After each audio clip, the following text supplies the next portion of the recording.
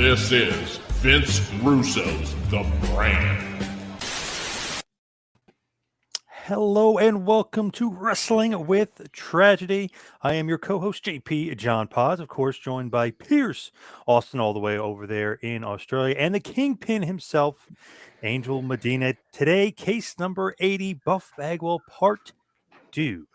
What's going on, fellas? How you doing?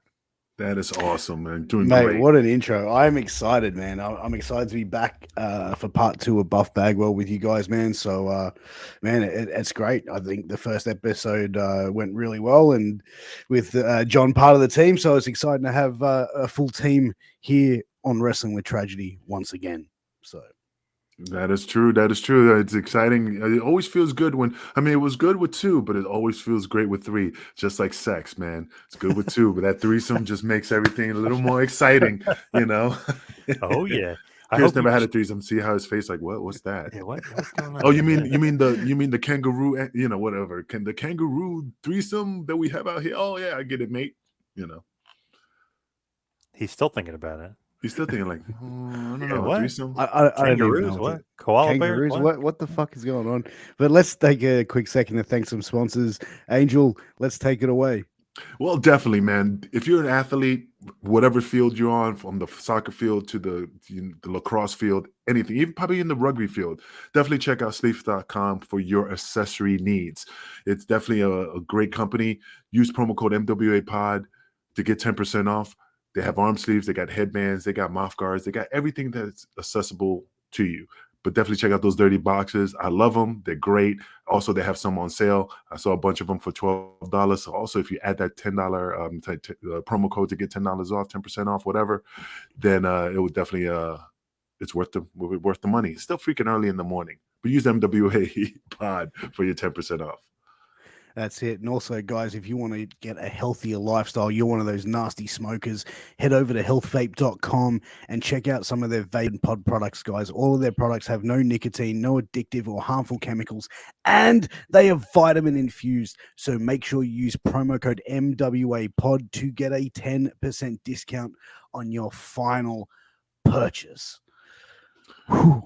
Now we got that out of the way. Guys, part 2 of the Buff Bagwell story. So last week we covered off a lot of Buff's earlier career up until the point where he was just ceremoniously removed from WWE, and we still have a lot more that we need to cover off on this case. I feel like also the broken neck that he suffers in that match with Rick Steiner, you never know if that like kind of set him off onto using more of the pain pills and getting, I know obviously, we were talking about maybe doing steroids, he did some other gimmicks, he's doing some other gimmicks, drugs, but maybe the pain pills and stuff, because of the neck injury, maybe that starts to fester too, and he becomes, I don't know, like a little bit of a, I don't know, like more of a junkie, I guess you could say, or not really meaning in that term, but just getting more dependent. Yeah, more dependent and spiraling down more because of the neck injury, could play a part too. I mean, you got him shooting his father, you got the neck injury, you got him, doing all sorts of other stuff. You never know if all this stuff combined together, starts screwing with you, starts messing with your head a little bit. No, and I agree with you 100%. I mean, like I said, as you're young, you're invincible. You get hurt, you walk it off. It's just an annoying twinge in whatever part of your body. As the years progress, as you're getting older, you start noticing that little twinge is getting more aggravated, more annoying, and more annoying. And as the years get going, it's just you're getting older. And I think that, again, I don't know how his neck is this, through the years, but the things that happen to his neck as the years go on, you start like, man, my neck is stiff. I wake up stiff. I mean, when I wake up early in the morning, I'm stiff. I mean, I walk I walk funny. And then once I start getting the wheels going, I'm, stretch a little bit back to normal. So how am I going to be, going to be 50? How I'm going to be in 60 and maybe 70. I might be like Fred Stanford from Sanford and Son, walking like Buff had that in that video, just like a fucking a Frankenstein. It's just how your body reacts to these injuries. And then, as well, a broken neck injury as well, you got to think as well, the long sustaining effects of that as well, and the pain and discomfort it is. Once the neck is healed, it's never going to be the same once you have a broken neck or a fracture in the neck in any degree. And I think as well, like you compare a professional wrestling match to being involved in a small car wreck or car accident. Think of the matches that Buff has had. Think about some of the spots that he's done over the years in big pay-per-views or big moment matches as well. That punishment over the years that he's sustained in his body, like you look at it now, how old is Buff? Like 50, 51? 51. 51. But look at it like this. And I'm sorry, Piers, I just want to bring somebody like Kurt Angle. Look at his neck injuries. You can tell that he's just a little more rigid. Yep. Again, I'm not making fun of him. I think he's an awesome worker, but his shoulders, all the shoulder, and you could just tell if you put two videos aside from the Kurt Angle then and Kurt Angle now, you can tell that he's a little more restricted in certain areas of his body because of his injuries. Same thing. Well, you even see like Steve Austin as well, like how when he's talking, he's very much like his hands move, but the shoulders are very rigid and stiff, like it's not a lot of movement in his upper body. Yeah, because of the spinal fusion. I mean, Edge got it. Steve Austin. Did Buff get the spinal fusion? I don't know. I can't remember. What was his I don't know diagnosis? if it was spinal fusion, but I know he had a broken neck at one point, so he did have to sit out quite a while. Taz had a broken neck, and you could see he's a little rigid. When you see him in the ring, he's still, and again, I don't know if he did get any type of bolts or anything in his neck. It could be because they fused that certain part of his neck, and he's just, or it hurts. I don't know. It just depends. Injuries are fucked up, man. Neck injuries you don't play with. One little turn of the key, and you're Christopher Reeves. No, I'm not making fun of him. I'm just saying, in a wheelchair from the neck down. Yeah, it's difficult. I think as well, you got to look at, as I was mentioning earlier, about the long-term effects of these injuries as well. And, Buff has been someone who has been, said that he's been under substance abuse and pain medication and stuff like that. I think that he must be in extreme amount of pain to be having, I think that the pain medication may be valid. How much of he's taking, no one knows except him. But regardless of that, like, I think that, he definitely is in a lot of pain from those injuries over the years. No doubt about it. He's got to be. And, maybe he was paralyzed for a second. That could have some mental effects on you too. Like, oh my God, I was almost paralyzed from that neck injury. They're carting him off. He can barely move. It was like a freak accident. That could play an effect in just your mental well-being and just maybe even becoming more dependent on drugs and alcohol and stuff like that. And who knows if like that leads to him creating stories in his mind of like, oh, that didn't happen. And then, like the Jim Ross thing, like, yes, your mom called out, and then Buff like, oh, that never happened. Like, you never know if that like kind of mentally throws you off and just kind of makes you crazy as well. Yeah, because after leaving the WWE, he had a bit of a run in TNA as well, didn't he? For like, I think, they didn't do much with him. Like, he was in the Battle Royal, he was teaming with the guy Grant Apollo for a little bit, but it just didn't seem like it was going to work there. He wanted to kind of be in the main event and like feuding with Jarrett, I guess, but they didn't have those ideas and those plans with him. I don't know if they fully trusted that he would be there each and every week. I'm sure he wasn't cheap either. You know what I mean? I'm sure he's getting paid a decent amount. And TNA didn't have a big salary or a big budget at that point. So it just didn't seem to kind of work out. For the first few shows, it worked out because you needed name value and you needed some guys on the show. But I don't think it was going to work out long term with him and TNA. Do you think that, Buff could have been a main eventer? Yeah, absolutely. I mean, there's no doubt about it that he could have been a main eventer if he would have got past his fucking demons. If he would have manned up. That's a straight shoot. If WCW hadn't gone out of business, do you think he would have been like the guy for WCW? I think he would have moved up because it just seems like that natural progression. He's there for so long. He has so much name value. I know that him and Luger was teaming like kind of towards the end, and they lose that quick match to the Thrillers and like that stuff. But I think that when they do the reboot, he's got one of the bigger names. He just always seemed like he was getting in that progression where he's just going to go up and up the card. Could definitely see him as being a main eventer. Definitely, like, why not? Russo always said too that he thought the guy had so much charisma, almost just as much as The Rock, or maybe more than The Rock at one point. Just see the star power on him. The crowd was really into him, especially as a heel. I mean, they absolutely hated Buff. He had that it factor. So I definitely could have seen him as a main eventer for sure, as long as the personal issues and the demons didn't get in the way. It just sounds like, with Buffy was his own worst nightmare in a lot of cases, professionally. Like you look at the WWE stuff, and the fight with Shane Helms, like, for that, like Shane Helms threw a frozen water bottle at his head, like an ice brick, essentially at his head. Like to get someone that angry and to piss someone off, that, like, you would have had to have done something really like. And from what I've heard, Shane Helms is a pretty cool dude. Depends, man, because I see some interviews with him about Shawn Michaels. I mean, yeah, he's a nice guy, but he's one of those guys that don't take shit from nobody. So I like him. I mean, I never really met him. I met him through like CW at one time. But see, hell of a guy. But I love how he's just like, fuck that. I'm not taking shit from nobody. So it just depends. I think, like I said, Buff rubbed them the wrong way. And also, you never know how he was treated in WCW, since Buff was the stuff. And Buff probably would have treated him like shit. And now that he's in a different environment, he's like, oh, now I'm going to get my revenge on you, or I don't have to like keep my mouth shut as much now that we're here. Because essentially they would be equals in WWE. Like WCW, like Buff was here and Shane Helms would have been maybe here or here. But in WWE, they all went over there, and they were, besides Booker, like everyone else was just mid-carder at best. The only problem is who was there first, meaning like everybody's coming from WCW to WWE, but of course they're like, hey, you know what? Stay home. We're still trying to figure out, hey, Shelms, come here. We have an idea for you, and you're there 3 weeks before he showed up. So then, like you said, Pierce is like, oh, I got 3 weeks on you, so I'm up here. So I don't know who was there first. You know what I mean? I think it would be Buff, because he was there with Booker that first really WCW debut. So it was probably Buff was probably there first. But I don't know, because they were doing some house shows and stuff. So maybe they were kind of there at the same time. True. Yeah, I mean, because it was kind of like around that time. I think they had like a month or two off, right? Without any WCW talent. Then they sort of did that launch. But with Buff, going into TNA, like, do you think he could have benefited that company being in a main event spot, Angel and John? Hell yeah, man! Like I said, Buff had the look, Buff had the physique, Buff had the charisma.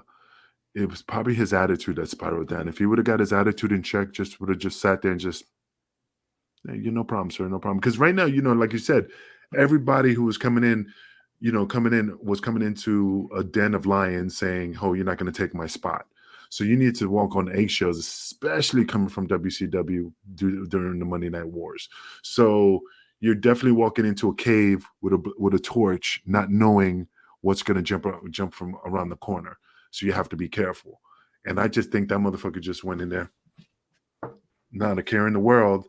And I think people noticed that. And again, that's just my observation, the way I'm thinking. With everything that was going on, well, sorry, John. Okay, I was going to say, pause. What do you think? No, I totally agree. I could see him kind of walking in backstage, and just from the general attitude and from all the stories you hear from the guys, like, he thinks he's buffed the stuff. If you're going from the losing company, so to speak, quote unquote, the losing company to the winning company, they think you should have some humility when you get there and be a little bit more humble. And I could totally see him rubbing Undertaker and Austin, all these guys, the wrong way. Like, this guy still thinks he's the stuff.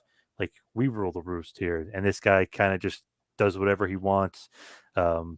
He's getting into fights already. We're hearing he's getting into fights. We're hearing, that this guy's a cocky bastard. He's a mama's boy, all this other stuff. So I do think there's definitely a part of that where it's like, okay, this guy's not humble coming in the door. He's not walking on eggshells. He thinks he's the man. Like, we got to put this guy in check. Mm. And that's very similar to the Public Enemy thing that we saw with the Acolytes beating the brakes off of them, first match in. And they pretty much got the same sort of treatment as Buff did, with the company, really. With Public Enemy, it's funny how my attitude now compared to then, like, what I would have let the Acolytes manhandle me then. Of course, I probably would, because I'm new, I'm green, I'm still trying to get in, I'm trying to be liked, so I'm not going to fight back. It's the same thing with Mike Bell with Saturn. When Saturn beat the shit out of him, Mike Bell would have whooped his ass, but since he didn't want trouble, he just let the course take his place, take his role, and he just let Saturn manhandle him because he didn't want heat. But of course, Perry Saturn got his ass whipped again by the Acolytes because of that situation. But yeah, you're right, Pierce. Do you think, like, as well, like looking at Buff's, behavior and obviously addiction problems, do you think mental health issues also come into play with him? Like from No, what you've seen, like when you've seen him like do his rants when he's put videos out and stuff like that, that's do you now, think that man. That dude is drunk. Now he's drunk. If you're talking about during the time of his career, everybody was on gimmicks. Everybody had a fucking, it depends who. Sandman was acting silly when he was drinking and stuff like that, but they're not to that level. I'm the shit. Like this is him like being the way I'm looking at it since I think he's being bitter because he's not wrestling. So I'm looking at a guy who's just hating the career and what he's in now, and he's just shitting on it and also gimmicked up. My opinion. It's hard to tell though, like with mental health, you just never know. Like, who knows if the neck injury really played tricks on him? Him shooting his dad, you never know. Like the mental health and all the stuff that kind of adds up in your head and maybe just scarred him for life. But definitely, like later on in life, you could tell he is just drunk out of his mind or high out of his mind or whatever. His voice, even remember how his voice always kind of changed. It got even really deeper, and he would say like just insane things. It's like, yeah, And he raspier. definitely, yeah, just.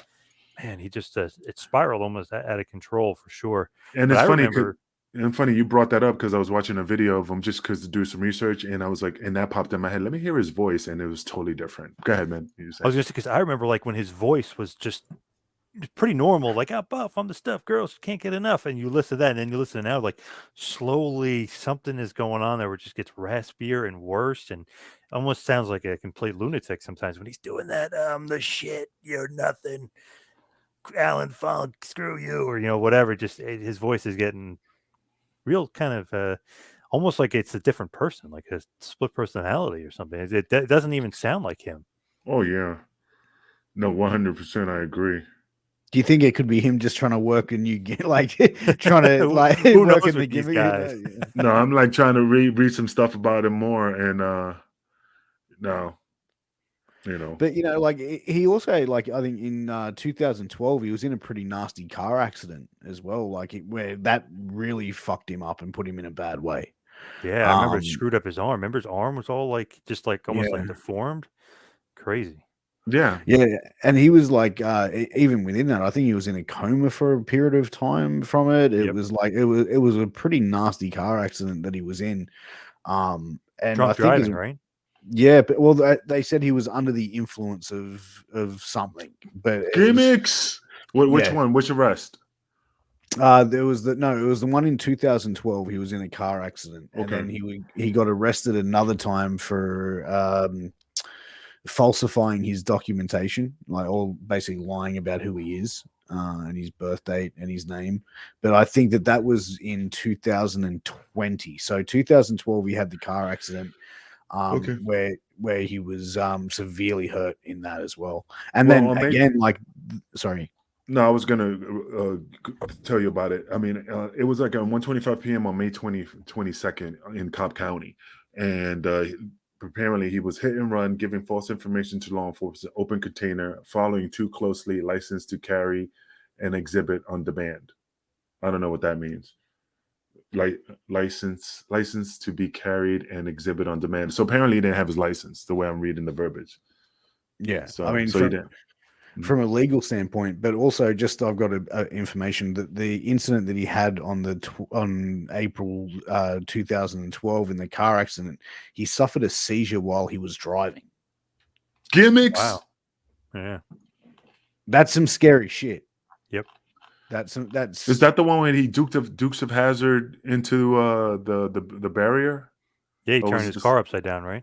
Yeah. Was Yeah. it that one or the second arrest? Was it the second arrest he caught the seizure or the 2012? The 2012 one. He suffered broken bones in his neck, face, and jaw.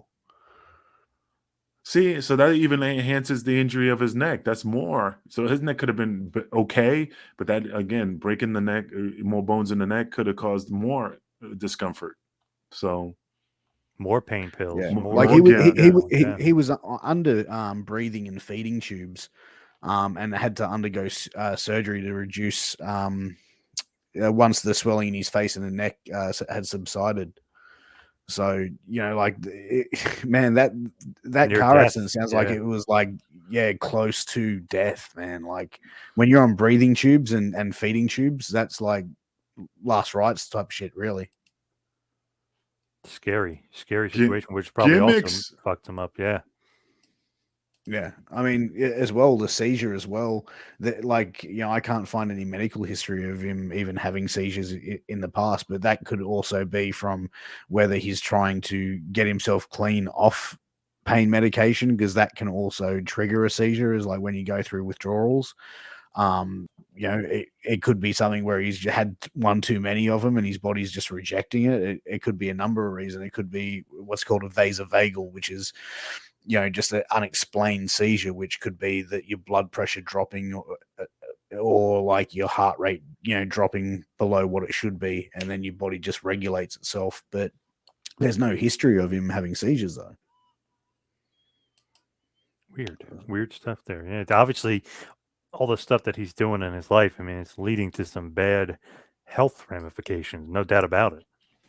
Oh yeah, and that's the thing. I mean, did you ever see the video of him like with his face Yeah, all bruised scary. up and his lip was all swollen and he's like, I'm still the stuff, and I'm like, yeah, stuff a fucking pile of garbage, man. And again, I'm not making, it's just, I would never put myself on camera knowing that I'm not disfigured, but just busted up, because that just kind of like puts the fucking nail in the wall. Like, this motherfucker's on a different level of gimmicks. You know what I mean? I would have healed up real quick before I would have just made any type of appearance. But you also got to think as well, man. Like I remember seeing that video, and one of the things that went through my mind was, oh shit, Buff's next. Like that. And I'm not saying that to be mean or spiteful. No, nothing like that. I'm warming up my hands from a human level, I was saying, shit, this is not looking good. The fact that how he's looking, but also how he's talking and presenting himself. This guy needs help. Well, first of all, I'm going to be very transparent. In the professional wrestling business, you have to reach out for help. If you're not willing to reach out for help, and people's giving you that olive branch of friendship, giving you that advice, trying to make sure that you're okay, but you're not heeding to those words and you die, I have no pity for him. I'm not saying that I want him to die, but people are reaching out, from DDP to personal friends of his, and he's just not. He's not grabbing that friendship, So if he overdoses, me, I'd be like, well, you can't help somebody who doesn't want to be helped. You can't have pity. It's fucked up, but you still, because for his mother or whatever. But it's hard to have pity for somebody who doesn't want to fix himself. It's a downward spiral, man. It is what it is. Me, I'm transparent. If he fucking died, I'm like Drago. If he dies, he dies, because he didn't want to get himself better and take the opportunities to get himself. WWE will give him the rehab, as far as I can tell. They have the program. He could take that opportunity. They actually rejected him for going to rehab. But that has to be a reason why they rejected him. I mean, there has to be a reason. Maybe he didn't want the help. Maybe he went one time and he fucking shit on him again. Maybe he went 2 times and they're like, yo, this guy is just wasting money. No, we're not doing it. It depends if he went 2 times before, or if they're just saying, no, fuck him. I don't know. That's something I don't know. Do you think that they would have managed it and said, well, he didn't really work for us for any period of time? But no. They would have took care of him. I mean, I'm trying to think. They took care of Just Incredible, but I know he was Aldo Montoya. I don't know. Paz, do you know anybody like that was with WWE but wasn't really, but they took care of? I'm trying to think of a name, but I know they have, because I know recently they were saying that they've had a bunch of wrestlers that were kind of not really WWE, but they opened the doors for them and gave them rehab anyway. I think that's just, they feel like it's their duty almost in a strange way.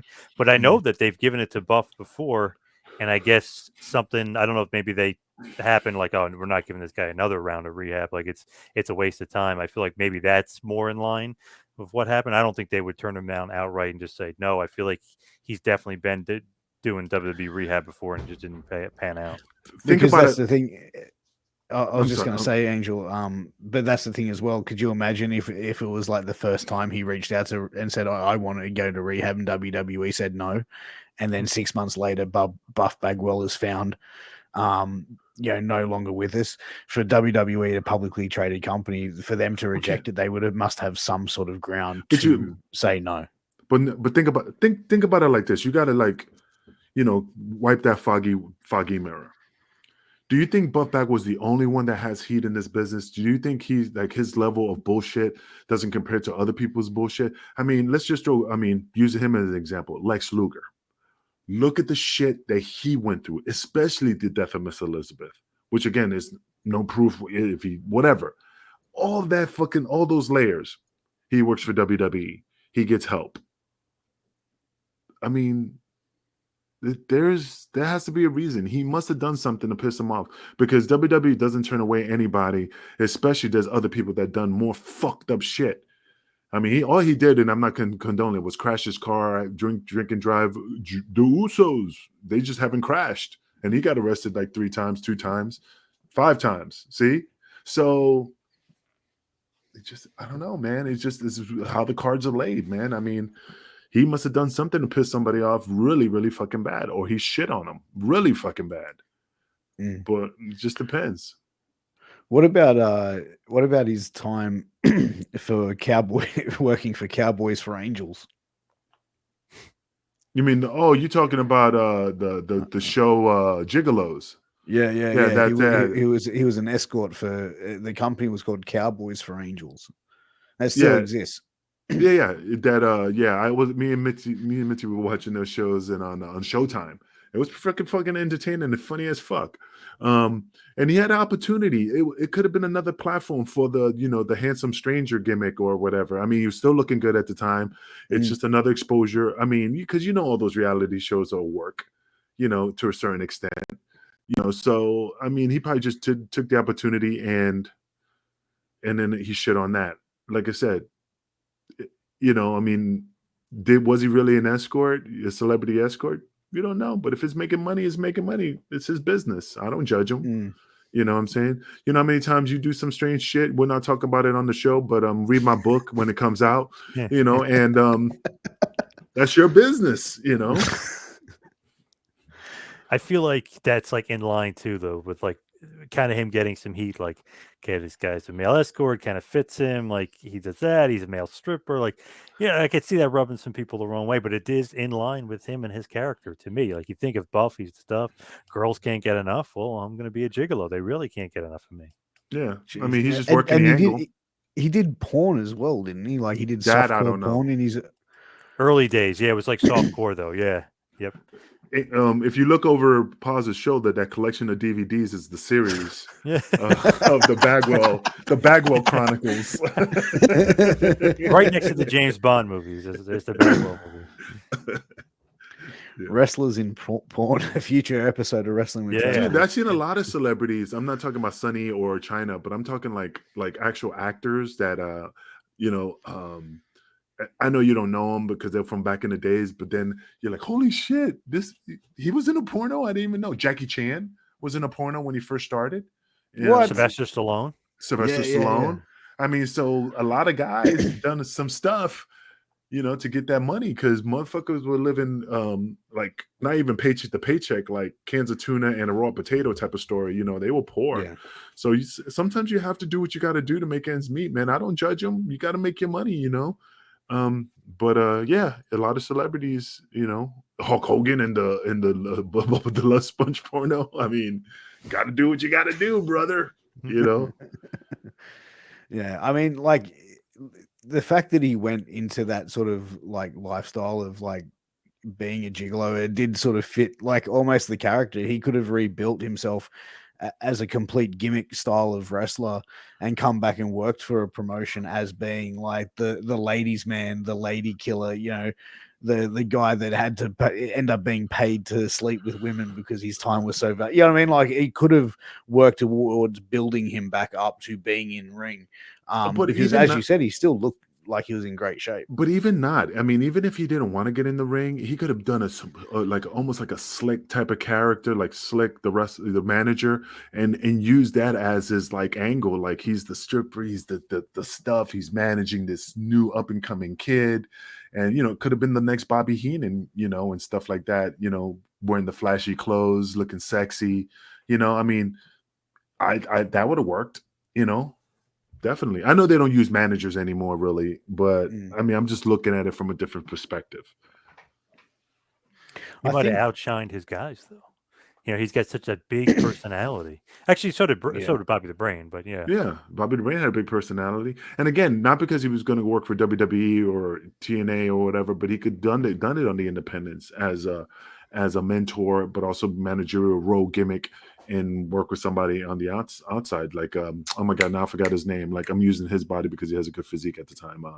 The one who was with Rick Steiner when he did the same gimmick, the beard. He did the Canadian Crush, the Canadian Destroyer gimmick, the power driver gimmick. What was his name? Petey Williams. Thank you. Yeah. Yeah, With him. Scotty Steiner. Oh, yeah, sorry, Scott Steiner. Sorry. That CTE just kicks in sometimes. But but yeah, Scott Steiner, man, he looked great, so I could visually see some like doing that type of Scott Steiner, see how he was mentoring him and all that bullshit. And he didn't have to really work, have that motherfucker do all the work, tag, do one gimmick move and pin him. And it could have been a tag team, But also, Buff signed a deal with a hardcore porno company called Vivid. Vivid or Vivid? It's Vivid, I yeah. don't- Yep. Yeah, Vivid. Yeah, so when he was on Gigolo, the Gigolo show, that's when what they caught the eye of those guys, and he actually went and signed a deal with them. You know But I don't what I think he think? actually made. You know what I think? Because me and Paz was kind of like distancing ourselves from the porn because it's just back then. I think it caught your eye that you just keep bringing it back. I mean, we could get you a Yeah. copy if you want. I could look it Yeah, up. come on. No, I'm Come on, good. Pierre. I'm good. Merry Christmas. I get it digital. Send it to you like download style. So I don't think Buff ever did the hardcore one though that I know of. I don't Yeah, know. I just saw that they were in contact, but I don't think they ever did one. Let me look it up. I could see him saying he would want to just to get his name out there. Could get some press, like, oh, Bust, what? Get some headlines out of it. But I don't know. I can't see him doing it for real. But who knows? Oh, absolutely. But And it's money. Yeah, Sorry. money. Yeah, it shows here. The first thing I see popped up says Buff Bagwell signs deal with adult film company. This was in 2014. With Vivid, he was right. Vivid boss Steve Hirsch called a potential movie with Bagwell an absolute blockbuster. But that's all it says. Buff Blockbuster. Yeah, Pornhub's top. And like I said, he had the physique, he had the look. It could, again, let's say he never done wrestling again. He could have done the porno industry. He could have been at the VNAs or whatever they call it. He could have. I mean, I know you don't want to. I'm not saying that's but hey, if that's what the gods laid out for you, then he could have made money because he already had the celebrity status. He's using the Buff gimmick. He's the stuff gimmick or whatever. Dude, you got to make money. So I'm not judging. God bless him if he would have done that. Oh, 100%. And fucking bad bitches and shit. Now it would have been like two buffs, one cup. Then I was like, oh no, man, no. Come on, Hankman. You're a classy guy, Angel. You're a classy fucking guy.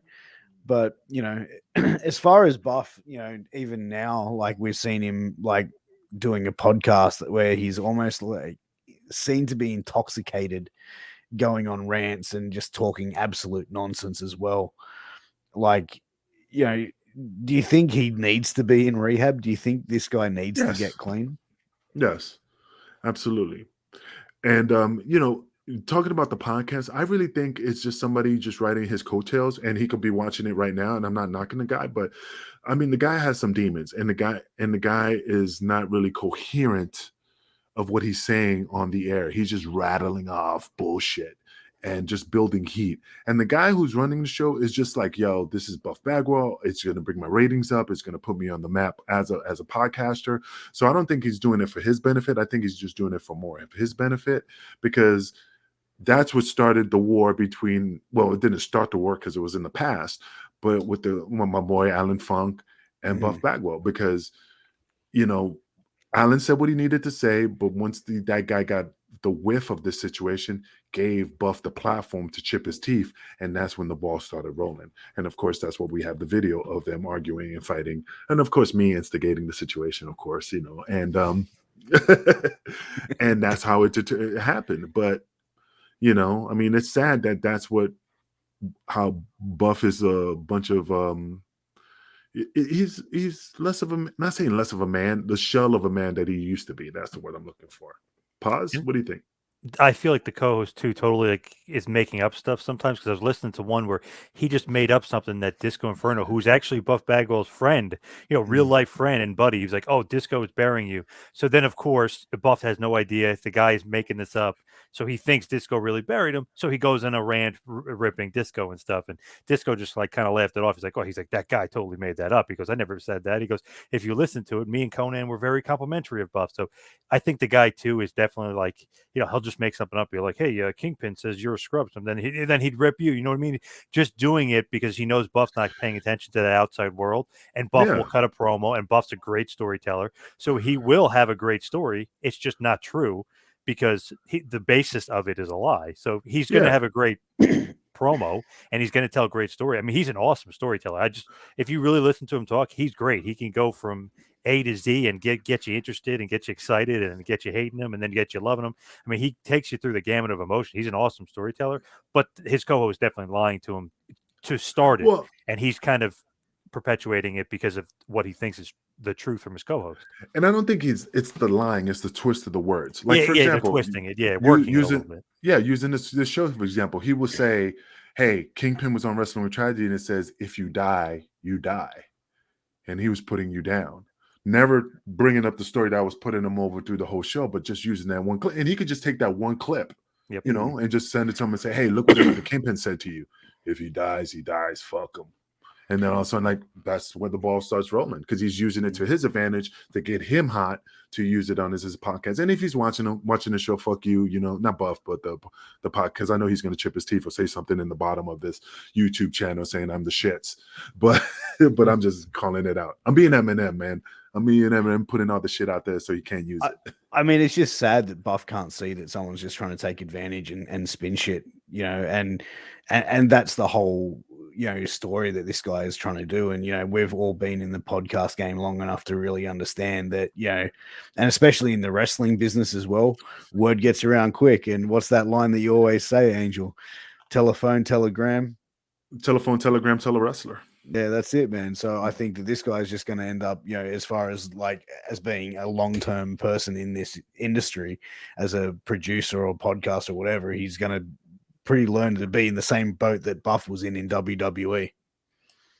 Yeah, I mean, and that's the sad part. Again, the guy is a phenomenal worker. The guy was a phenomenal worker, and I hope he gets help. Again, I really don't want anything to happen to the boys, because it is a fraternity of a brotherhood. And I'm just looking at other articles to see if I missed anything on Buff. But like I said, I don't know the guy. I have nothing against the guy. I just feel like he had the world in his hands: the looks, the bod, the talent, the knowledge. He could have made a lot of money and took it to the next level. And he just shit in the hand of the gods. And if I had that opportunity, maybe I would have took the ball and ran with it, or anybody would. But that's why I'm mad at him. That's why I fucking shit on him. Not because of his wrestling ability, of who he is. It's just that he had the opportunity. They gave it to him, and he just let it go. Because a lot of people work hard to get to that level and wish they had that opportunity, and he just wiped his ass with it.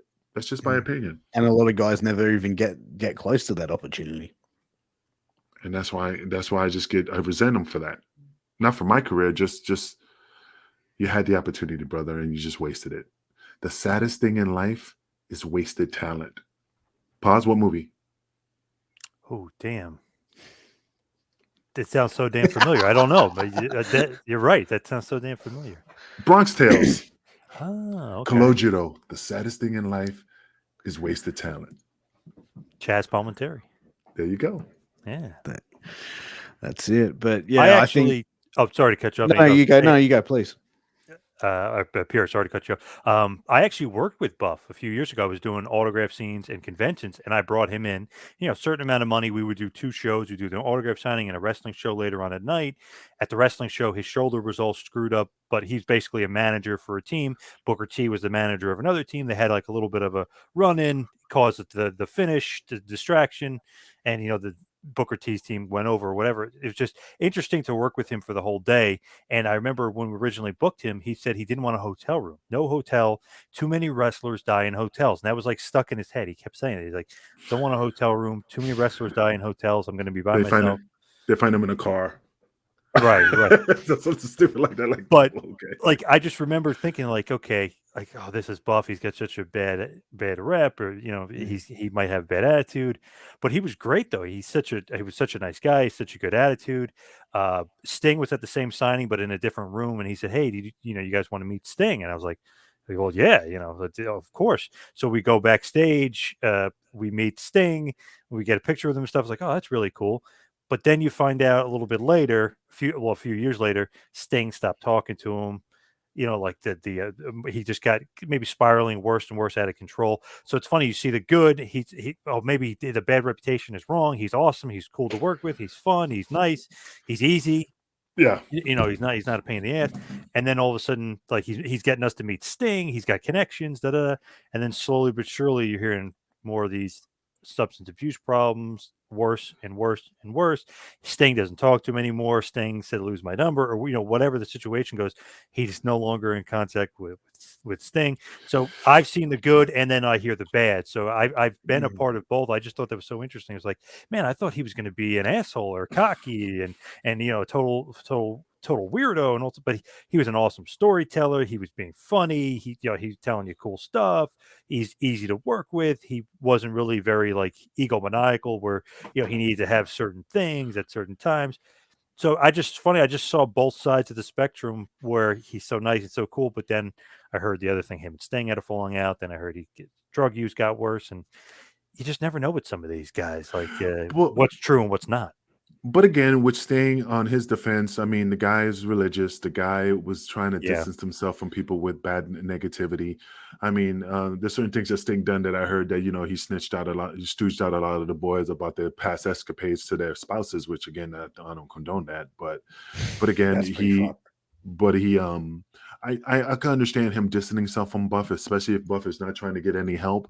And of course, again, with his religious beliefs, he just wanted to lose my number. I don't need that negativity in my life. Right. And that's, I mean, I can understand that.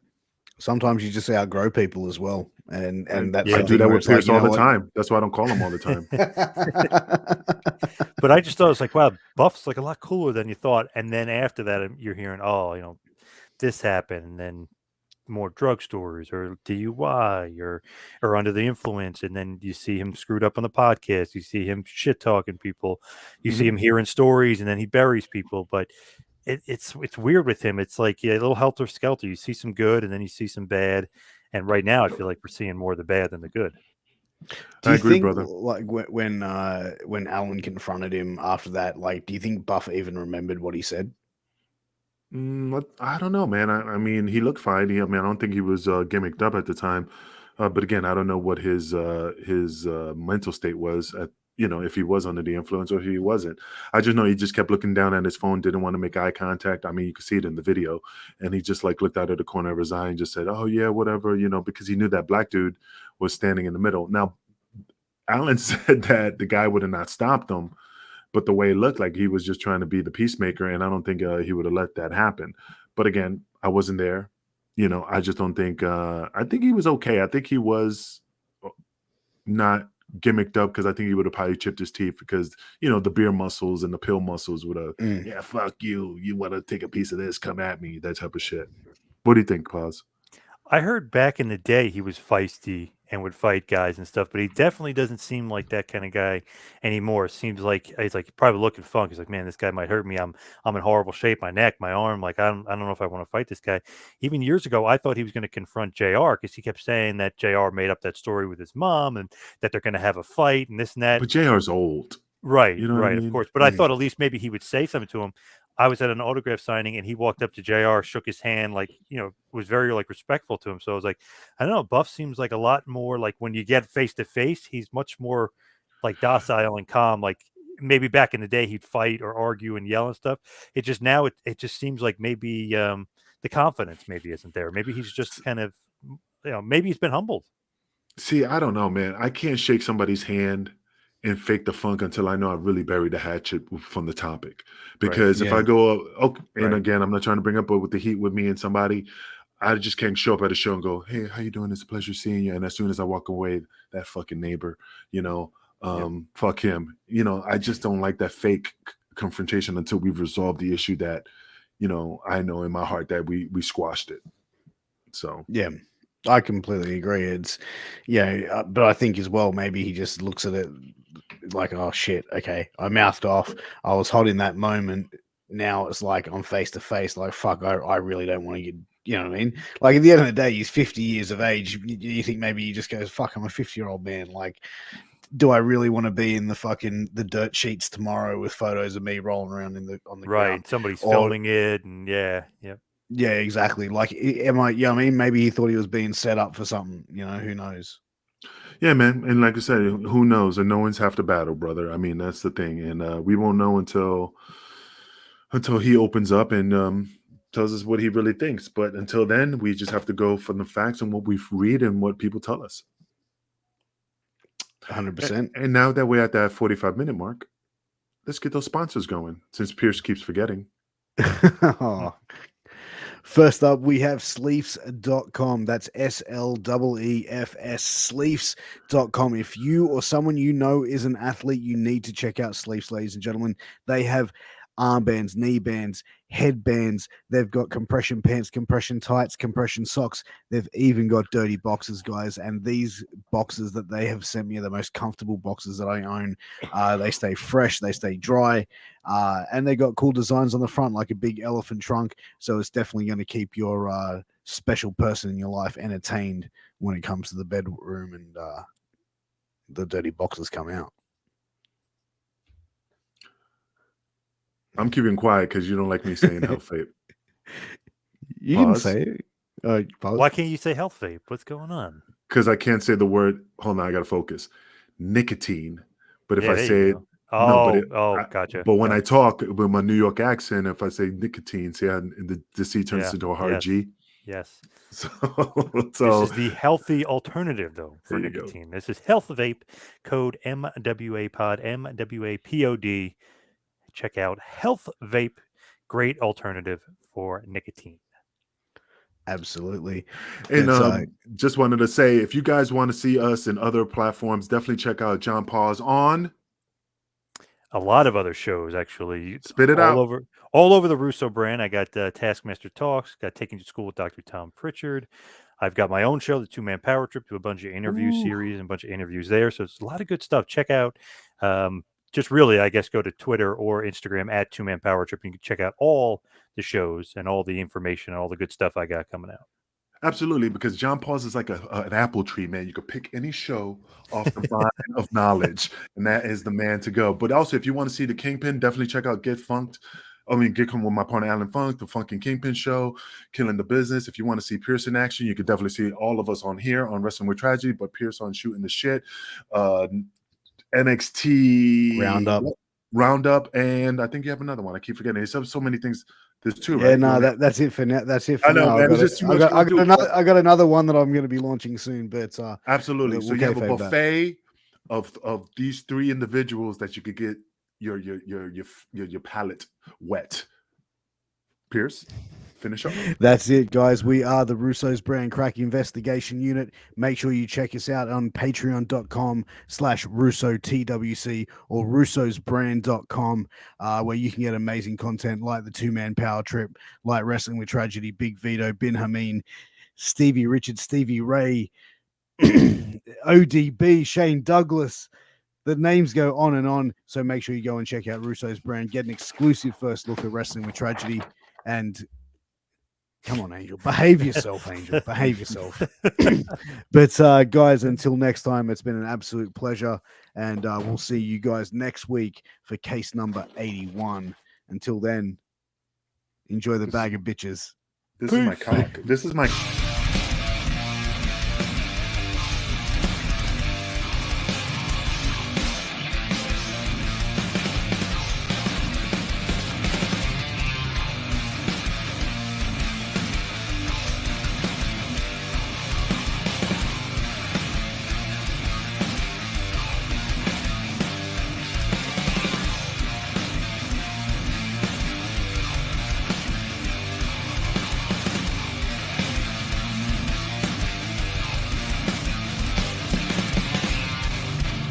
This is Vince Russo's The Brand.